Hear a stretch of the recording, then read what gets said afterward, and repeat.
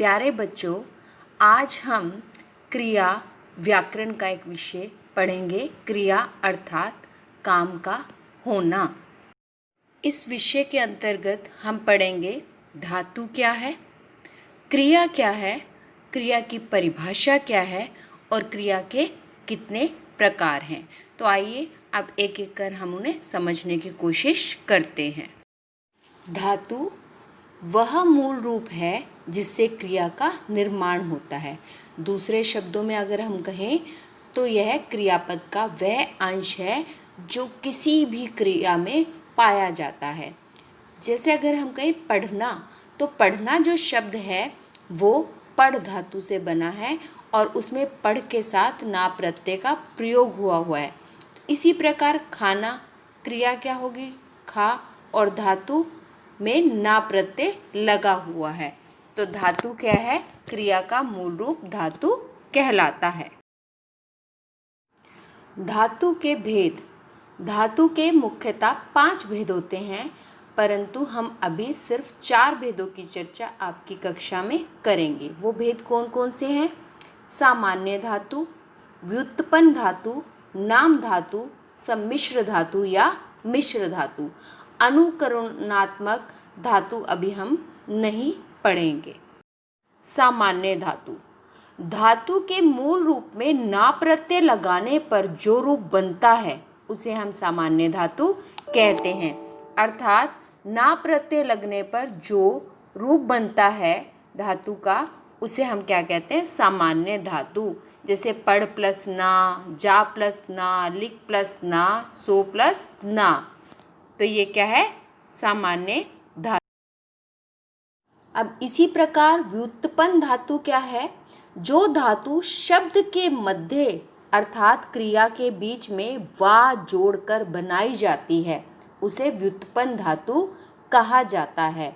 जैसे पढ़ना जो हमारी क्रिया है उसमें हमने पढ़ के बाद, पढ़ धातु के बाद वा लगाया है तो वो क्या बन गया? पढ़वाना। इसी प्रकार लड़ना में लड़ धातु के बाद हमने वा जोड़ा है, लड़वाना। जागना में जग धातु के बाद वा, चलना में चल धातु के बाद वा। तो जहाँ पर भी हम मध्य में, क्रिया के मध्य में वा जोड़कर कोई भी नया शब्द बनाते हैं तो वह कौन सी धातु कहलाती है? व्युत्पन्न धातु कहलाती है। अब आगे है नाम धातु। जो धातु संज्ञा, सर्वनाम, विशेषण में आना व इयाना प्रत्यय लगाकर बनाई जाती है उसे नाम धातु कहते हैं। उदाहरण के रूप में देखिए बच्चे, जैसे बात। बात में अगर हमने इयाना प्रत्यय लगाया तो बन गया बतियाना।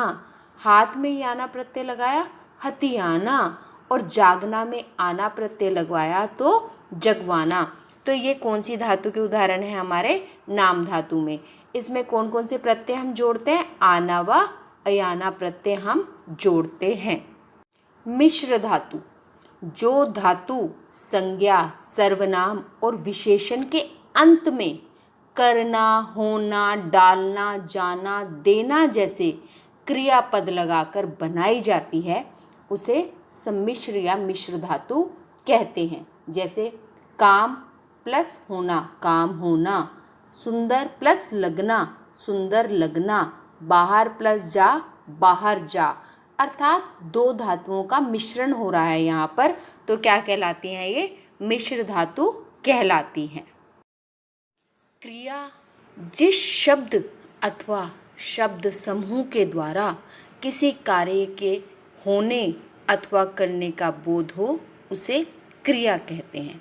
अर्थात हम जो भी कार्य करते हैं वो क्या है? क्रिया है। अब उदाहरण के लिए गीता नाच रही है, बच्चा दूध पी रहा है, राकेश कॉलेज जा रहा है, गौरव बुद्धिमान है, इत्यादि। इनमें नाचना, पीना, जाना शब्द कार्य का बोध करा रहे हैं, जबकि है, थे शब्द होने का। इन सभी से किसी कार्य के होने अथवा करने का बोध हो रहा है। अर्थात हमें पता चल रहा है कि अभी कोई कार्य हुआ है या किया गया है। तो ये सब क्या कहलाती हैं? क्रियाएं कहलाती हैं। कर्म के आधार पर क्रिया के दो भेद हैं। वो दो भेद कौन से हैं? अकर्मक क्रिया और सकर्मक क्रिया। सबसे पहला अकर्मक क्रिया। यहाँ पर इसके नाम से ही हमें साफ साफ पता चल रहा है अकर्मक अर्थात बिना कर्म के। इस क्रिया में कर्म नहीं होगा, अर्थात जिन क्रियाओं का फल सीधा किस पर पड़े? कर्ता पर पड़े, वे अकर्मक क्रियाएं कहलाती हैं। ऐसी अकर्मक क्रियाओं को कर्म की आवश्यकता नहीं होती। अकर्मक क्रियाओं के उदाहरण देखिए। गौरव रोता है, सांप रेंगता है, रेलगाड़ी चलती है। कुछ अकर्मक क्रियाएं जो हमें हमेशा अपने याद रखनी है, हमें अपने दिमाग में रखनी है, वो कौन कौन सी हैं? लज्जाना, होना, बढ़ना, सोना, खेलना, अकड़ना, डरना, बैठना, हंसना, उगना, जीना, दौड़ना, ठहरना, चमकना, डोलना, मरना, घटना, फांदना, जागना, बरसना, उछलना, कूदना आदि। ये ऐसी क्रियाएं हैं जो अकर्मक हैं, जिनके लिए हमें कोई भी कर्म नहीं करना पड़ता। दूसरा भेद है सकर्मक क्रिया। सकर्मक क्रिया उसे कहते हैं जिसका कर्म हो या जिसके साथ कर्म की संभावना हो, अर्थात जिस क्रिया के व्यापार की संभावना तो कर्ता से हो, पर जिसका फल या प्रभाव किसी दूसरे व्यक्ति या वस्तु अर्थात कर्म पर पड़े। उदाहरण से समझते हैं। सीता आम खाती है। यहाँ सीता करता है, काम कौन कर रही है? आम खाने का सीता कर रही है, पर सीता के खाने का फल आम पर पड़ता है। आम कर्म कारक है। सीता क्या खाती है? आम। अतः खाना क्रिया सकर्मक है। सकर्मक क्रिया एक कर्मक भी होती है और द्विकर्मक भी होती है। उदाहरण से समझते हैं। जिस क्रिया में केवल एक कर्म होता है वह एक कर्मक कहलाती है। जैसे राम ने लड्डू खाया, तो क्या लगाकर प्रश्न करने पर उत्तर मिल रहा है राम ने क्या खाया? लड्डू। द्विकर्मक में दो कर्म होते हैं, वहां पर क्या और किसे दोनों को उत्तर मिलेगा। उदाहरण देखिए। गुरुजी शिष्यों को वेद पढ़ाते हैं। क्या पढ़ाते हैं? वेद। किसे? शिष्यों को। तो यहाँ पर क्या और किसे दोनों का उत्तर मिल रहा है, तो यहाँ द्विकर्मक क्रिया का उदाहरण है। प्रयोग तथा संरचना के आधार पर क्रिया के कितने भेद हैं, अब हम उनके बारे में पढ़ेंगे। प्रयोग तथा संरचना के आधार पर क्रिया के 5 भेद हैं, और वो भेद कौन से हैं? पहला भेद है रंजक क्रिया, दूसरा भेद है संयुक्त क्रिया, पूर्वकालिक क्रिया, प्रेरणार्थक क्रिया और नाम धातु क्रिया। रंजक क्रिया यह संयुक्त क्रिया के साथ प्रयोग में लाई जाती है और अपने वास्तविक अर्थ को, जो इसका मीनिंग होता है, उसको ना बताकर जो मेन क्रिया है, मुख्य क्रिया है, उसके अर्थ में विशेषता ला देती है, एक परिवर्तन ला देती है। उदाहरण के लिए, ड्राइवर जा चुका, उसे भी साथ ले आना। इसमें जा चुका जाने की विशेषता बताता है, तो यहाँ पर रंजक क्रिया का उदाहरण। दूसरा भेद है रंजक या सहायक क्रिया। संयुक्त क्रिया के साथ प्रयुक्त होती है। ये अपने वास्तविक अर्थ को ना बताकर मुख्य क्रिया के अर्थ में विशेषता का प्रभाव उत्पन्न करती है। उदाहरण से समझते हैं। जैसे आतंकवादी मारा गया। अब यहाँ पर मुख्य क्रिया है मारा, यानी कि वो मर गया, पर रंजक क्रिया गया, गया का कोई अर्थ नहीं है, परंतु सिर्फ उसने उस अर्थ में विशेषता ला दी है, वह है मारा गया। तो यह है रंजक क्रिया। तो इस प्रकार रंजक क्रिया मुख्य क्रिया की सहायक क्रिया है। अब तीसरा भेद है नाम धातु क्रिया। जो धातु संज्ञा, सर्वनाम, विशेषण में आना व याना प्रत्यय लगाकर बनाई जाती हैं, उसे नाम धातु कहा जाता है।